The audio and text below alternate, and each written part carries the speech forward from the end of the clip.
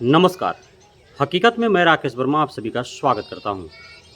Supreme court के द्वारा जो एक निर्णय दिया गया आरक्षण को लेकर के कि एससी एसटी कोटे में कोटा किया जा सकता है और भारत के सभी राज्य सरकारों को यह छूट दी गई कि आप आंकड़े जुटाएं एवं एससी एसटी में यह तय करें कि उसमें जितनी जातियां हैं जो लाभ ले रहे हैं आरक्षण का, कौन कौन से ऐसी जातियां हैं जो अत्यधिक लाभ ले चुके हैं और आर्थिक शैक्षणिक रूप से वो सुदृढ़ हो चुके हैं एवं कौन कौन से हैं जो आज भी उपेक्षा का दंश झेल रहे हैं, जिन्हें आरक्षण का लाभ परिपूर्ण तरीके से नहीं मिल पाया है, वे भी आज पिछड़ेपन की हालत में हैं। इसे लेकर के एससी एसटी के साथ साथ पिछड़े वर्ग भी और साथ ही जो भी दलित महादलित पिछड़े आदिवासी के हितैषी हैं, उन सभी ने सुप्रीम कोर्ट के इस आदेश का अवहेलना किया है एवं नाराज़गी जाहिर की है। कई ऐसे बिंदु हैं जिसका जिक्र मैंने पिछले के 2 बिंदुओं में किया है। आज की इस वीडियो में हम जिक्र करेंगे जो आम तौर पर चौक चौराहे पर, चट्टी बाज़ारों में, पान दुकानों पर, चाय दुकानों पर, जहाँ कहीं भी जमावड़ा लगता है, गांव देहात में आप देखते होंगे चबूतरे पर बैठे हुए लोग, जहाँ भी चौक चौराहे पर जमावड़े लग जाते हैं, इकट्ठे हो जाते हैं लोग, क्योंकि भारत विभिन्नताओं का देश है। गाँवों में अलग अलग जाति धर्म के लोग रहते हैं, तो वहाँ पे विभिन्न प्रकार के चर्चाएं सुनने और देखने को मिलता है। अब आप जब जाएंगे गाँवों में या फिर कस्बों में, शहरों में, शहर के इर्द गिर्द बसे बस्तियों में या फिर जो फुटपाथों पर रहने वाले लोग हैं, तो वहाँ पे आप देखेंगे कि जो पिछड़े हैं, दलित है, महादलित है, या फिर आप जो आदिवासी समाज के लोग हैं जो जंगलों में, पहाड़ों में, सुदूर क्षेत्रों में जो रहते हैं, दियारा क्षेत्रों में रहते हैं, तो वो आदिवासी क्षेत्र जो है, आदिवासी जो लोग रहते हैं, तो वहाँ पे चूँकि वे सामाजिक तौर पर काफ़ी पिछड़े हुए हैं। उनके पूर्वज भी इतने समझदार नहीं थे, इतने ज्ञानी नहीं थे, वे शिक्षा के प्रति इतने जागरूक नहीं थे। इस वजह से वे पिछड़ेपन का दंश आज तक झेलते रहे हैं। यदि जिस प्रकार से स्वर्ण जाति के लोग, जिस प्रकार से अगड़े वर्ग के लोग, जिस प्रकार से फॉरवर्ड क्लासेज के लोग, जिस प्रकार से अनारक्षित वर्ग में जो आते हैं, उनके पूर्वज जिस प्रकार से जागरूक रहे हैं, शिक्षा के प्रति सामाजिक, शैक्षणिक, आर्थिक रूप से सुदृढ़ रहे हैं, यदि वैसे ही दलित, महादलित, पिछड़े, आदिवासी के पूर्वज भी होते तो शायद यह आरक्षण की व्यवस्था की बात ही नहीं उठती और इस प्रकार से कोई बंटाधार होता ही नहीं। आप वहाँ पे देखेंगे और यह सच्चाई भी है काफ़ी हद तक, और लोग इसको लालछन भी लगाते रहे हैं, जो आरक्षण का लाभ जिनको नहीं मिल पाता है या कम मिलता है, तो उनके द्वारा यह कही जाती है बातें कि जो बैकवर्ड क्लास के लोग हैं, जो दलित हैं, महादलित हैं, आदिवासी हैं, उनके बच्चे तो नशाखोरी में संलिप्त रहते हैं, वो जुआरी होते हैं, वे रोड रोमियो हैं, वे यत्र तत्र विचरण करते हैं, मछली मारते रहते हैं, गड्ढा उबिचते रहते हैं, वो नशा करते रहते हैं। इस प्रकार से अनर्गल वो कामों में संलग्न होते हैं, संलिप्त होते हैं। उनके अभिभावकों के बारे में, उनके माता पिता के बारे में भी कहा जाता है कि वह नशेड़ी है, जुगेड़ी है, गंजेड़ी है, वह अनर्गल कामों में संलिप्त रहता है, जितना कमाते नहीं है उससे ज़्यादा वो यूं ही अनर्गल कार्यों में खर्च कर देता है। इस प्रकार से आपने सुना होगा। मतलब कहने का उनका अर्थ यह होता है, और साफ तौर पर वो कहते भी हैं कि जब वो पढ़ते ही लिखती नहीं है, जब वो विद्यालय जाते ही नहीं है, जबकि सरकार ने इतनी व्यवस्थाएं दे रखी हैं, सरकार कक्षा प्रथम से 12वीं तक फ्री ऑफ कॉस्ट उन्हें शिक्षा दे रही है, किताबें मुहैया करा रही है, पोशाक मुहैया करा रही है, उनको छात्रवृत्ति दे रही है, हर जगह उनको लिए आरक्षण की व्यवस्था है, हर जगह उनको पढ़ने हेतु सहयोग राशि प्रदान की जाती है, फिर भी वो पढ़ नहीं रहे हैं। उनको खाने के लिए अनाज दिया जा रहा है, घरने के लिए, रहने के लिए आवास दिया जा रहा है, तमाम तरह के सुविधाएं गिनाई जाती है, जो कागजी हैं, धरातल पर कितने उतर पाते हैं ये सभी अवगत हैं। और इस प्रकार से लालछन लगाए जाते हैं कि वो पढ़ेगा ही नहीं, विद्यालय जाएगा ही नहीं, तो वो पहुंचेगा कैसे, आईएएस आईपीएस कैसे बनेगा, एसपी डीएसपी कैसे बनेगा, वो कैसे सरकारी नौकरी में जाएगा, वो कैसे उच्च शिक्षा प्राप्त करेगा। जब इंटर तक ही नहीं पढ़ा, 8वां तक ही नहीं पढ़ा तो 9वां में कैसे जाएगा, 10वां तक नहीं पढ़ा तो कॉलेज कैसे जाएगा, इंटरमीडिएट नहीं किया तो फिर ग्रेजुएशन कैसे करेगा, इंटरमीडिएट तक पढ़ाई नहीं तो कलर कैसे बनेगा, वो तो सफाई कर्मी ही बनेगा, वो जो कार्य करते आया वही कार्य करेगा। इस प्रकार से लालछन लगाए जाते हैं, इस प्रकार के तर्क दिए जाते हैं, जो कतई भी यह तर्क संगत है ही नहीं है, तर्क नहीं, यह कुतर्क है और बेबुनियाद है, निराधार है। अब इसलिए बेबुनियाद, निराधार और कुतर्क कर रहे हैं कि आप इसलिए ऐसी बातें कर रहे हैं गोल मटोल, इसलिए कि आपके माता पिता, दादा, परदादा, छरदादा, उनसे भी बड़दादा जो भी थे वो पढ़े लिखे थे, आप संपन्न थे, वे जागरूक थे शिक्षा के प्रति या अन्य रूप से शैक्षणिक, आर्थिक, सामाजिक तौर पर सुदृढ़ थे, इसलिए आपको उनका प्रेफ़रेंस मिला, रेफ़रेंस मिला, उनका मार्गदर्शन मिला और आप आज इस काबिल हो सके हैं कि आप बोल रहे हैं जो आरक्षण ले रहे हैं उनको, चूँकि आपको आरक्षण नहीं मिल पा रहा है और आप मेरिट में नहीं आ पा रहे हैं, तो आप आरक्षण लेने वाले जो कोटेधारी हैं, उनके ऊपर आप जबरन लांछन लगा रहे हैं कि वो पढ़ते नहीं हैं, कोटे वाले हैं, कम अंक लाते हैं, नशेड़ी हैं, गंजेड़ी हैं, जुगेड़ी है, फलाने-ढेकाने जो भी है, आप लांछन लगाते रहते हैं। अब आप सोचें, मैं आपको बोल रहा हूँ, आपको, आप आज इस पीढ़ी के हैं, आप विवाह कीजिए, बच्चा पैदा कीजिए और अपने बच्चे को आप स्लम एरिया में जाकर के छोड़ दीजिए। आप अपने बच्चे को फुटपाथों के किनारे रहने वाले झुग्गियों में जो बच्चे हैं, उन बच्चों के साथ छोड़ दीजिए। आप अपने बच्चे को अपने जहाँ आप गाँव या बस्ती में रहते हैं, उसके इर्द-गिर्द जो दलितों की बस्ती है, उसमें आप छोड़ दीजिए और फिर आप देखिए कि आपका जन्मा हुआ बच्चा, आपका खून, आप तो शिक्षित थे, आप आर्थिक रूप से मजबूत थे, आप साक्षर थे, आप सामाजिक रूप से दृढ़ थे। आपका बच्चा जब आप उसके रगों में जब आपका खून दौड़ रहा है, तो फिर उसे आप जन्म दीजिए और दलित बस्ती में जाकर छोड़ दीजिए। किसी की ज़िम्मेदारी दे दीजिए कि आपका बेटा है, पालो-पोसो। ठीक है, वो उनके बच्चों के साथ रहेगा, जैसे वो खाते हैं खाएगा, जैसे वो पहनते हैं पहनेगा, जैसे वो रहते हैं रहेगा, जो कार्य वो करते हैं वो जब बड़ा होगा तो वो कार्य करेगा। तो फिर आप देखेंगे कि आखिर क्यों इस प्रकार से उनके जो बच्चे हैं दलितों का, आदिवासियों का, महादलितों का, पिछड़ों का, वे नशाखोरी की ओर चले जाते हैं, को एक गलत मार्ग पर चले जाते हैं, को उनको गलत दिशा में जाना पड़ता है, उनकी मजबूरी हो जाती है, उनको कोई मार्गदर्शन करने वाला नहीं होता है, इसलिए वो गलत दिशा की ओर चले जाते हैं।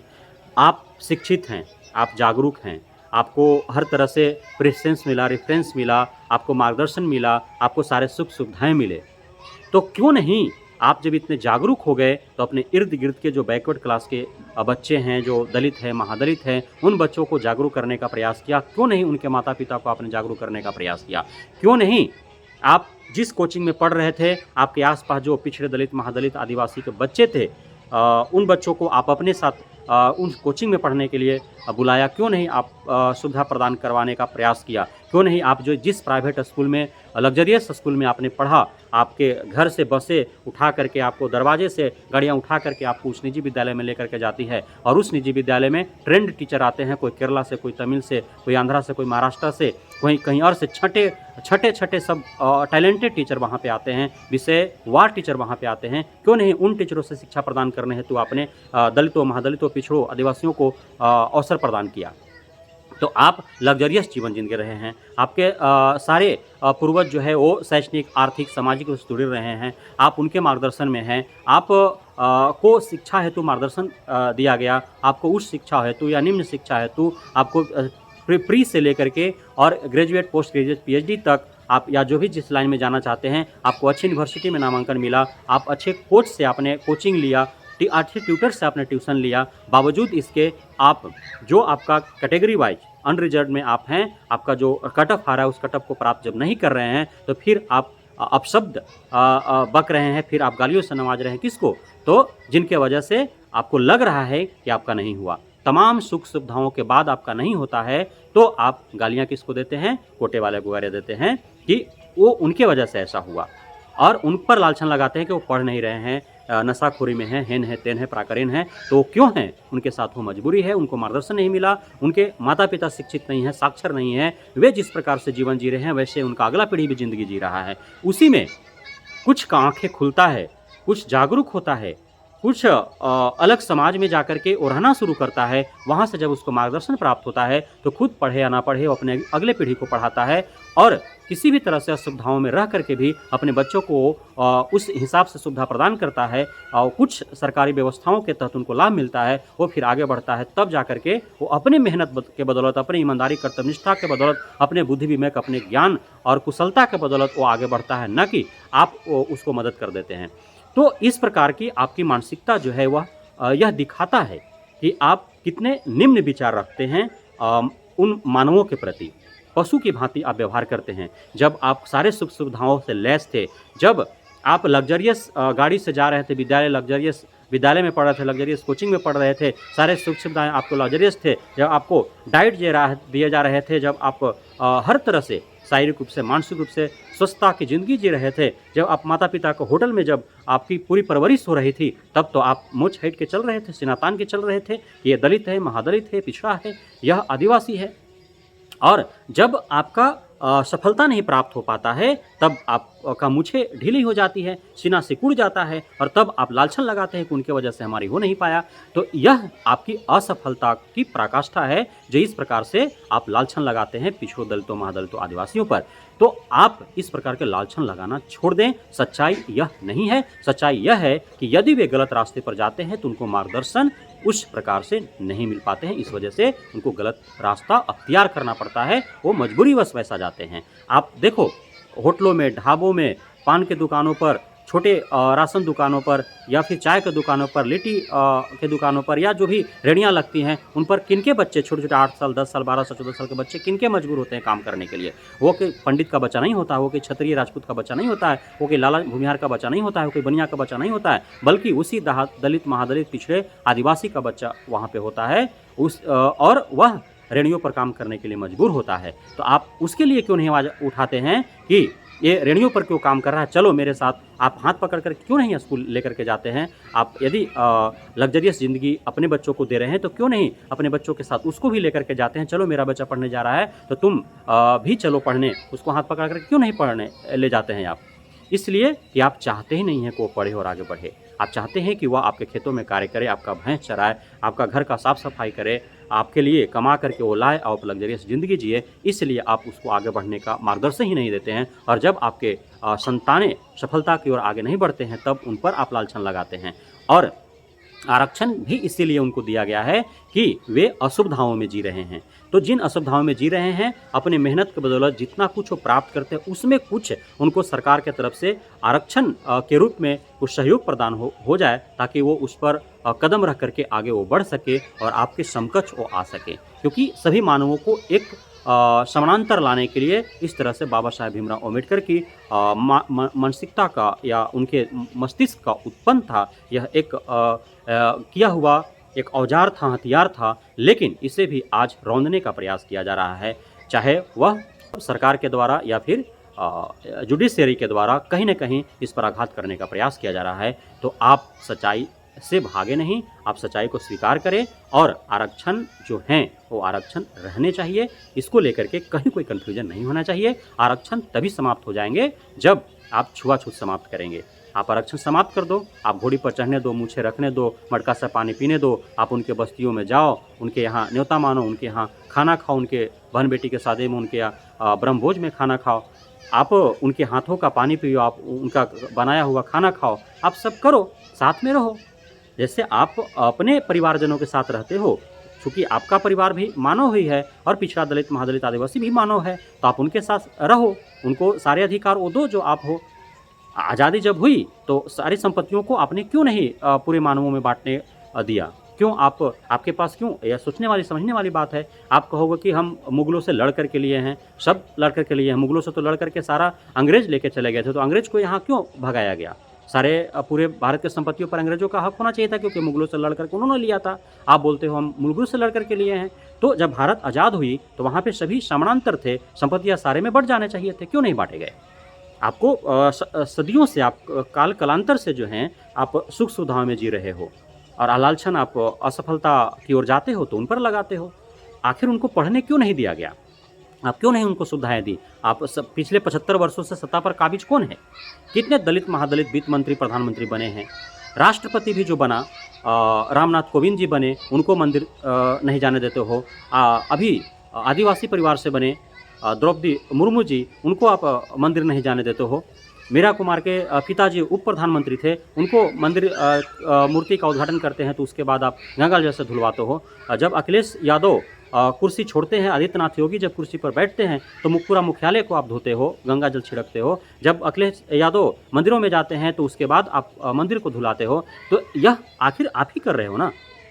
तो फिर आरक्षण खत्म करने की आवश्यकता क्यों आपको पड़ रही है? छुआछूत खत्म कर लो, ये जो भेदभाव है इसको खत्म करो, ये जातिवाद जो है इसको खत्म करो। जातिवाद आप करते हो ना, कौन करता है? आप एक आईएएस आईपीएस बन जा रहा है, आप उसको घोड़ी से उतार रहे हो। सारे पुलिस फोर्सेज के साथ उसको शादी में घोड़ी पर चढ़ता है, चूंकि वो उसका शौक होता है। तो आप उसका शैक्षणिक आधार देख करके आपने क्या किया?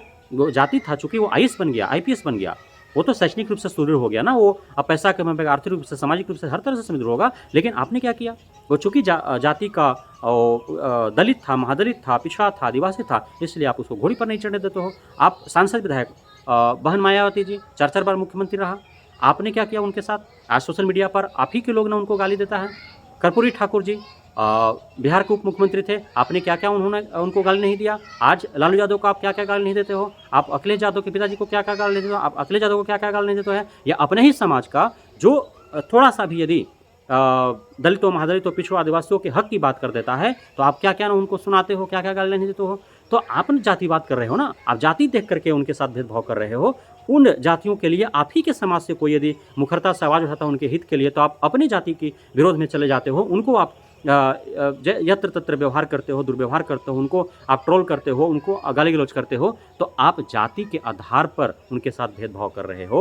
तो जाति के आधार पर ही आरक्षण रहेंगे, आर्थिक आधार पर, शैक्षणिक आधार पर आरक्षण नहीं दिए जाएंगे। जब आप जातीयता समाप्त कर दोगे, जब जाति देख करके आप ट्रोल करना, आप उनको उपेक्षा करना, आप उनको दुर्व्यवहार करना, उनसे बदतमीजी करना नहीं छोड़ोगे, तब तक आरक्षण समाप्त होने वाले नहीं हैं। और जो आप लालछन लगाते हो कि फलाने पढ़ता नहीं है, ढेकाने पढ़ता नहीं है, उनको आरक्षण क्यों मिलना चाहिए? तो पढ़ाने का, उनको विद्यालय ले जाने का, उनके लिए सारे व्यवस्थाएं करने का आपने पिछले 75 वर्षों से सत्ता पर काबिज रहा है, वो आपकी जिम्मेदारी थी। आप जानबूझ करके उनके लिए व्यवस्थाएं आप नहीं दी। सरकारी विद्यालयों में आप गुणवान शिक्षकों की भर्ती नहीं किया। सरकारी विद्यालयों का आपने स्थिति सुदृढ़ नहीं किया, शिक्षा में सुधार नहीं किया। आप उनके लिए जो भी योजनाएं आते हैं, आप बीच में ही गटक जाते हैं। ये सारे आपकी देन है, आप उन तक पहुंचने नहीं दिया, इसलिए इस प्रकार से समस्याएं उत्पन्न हो रही है। तो आप उनके लिए समानांतर व्यवस्थाएं देते, आप जिस सुख सुविधाओं में जी रहे थे, ये सारे सुख सुविधाओं उनको प्राप्त होते,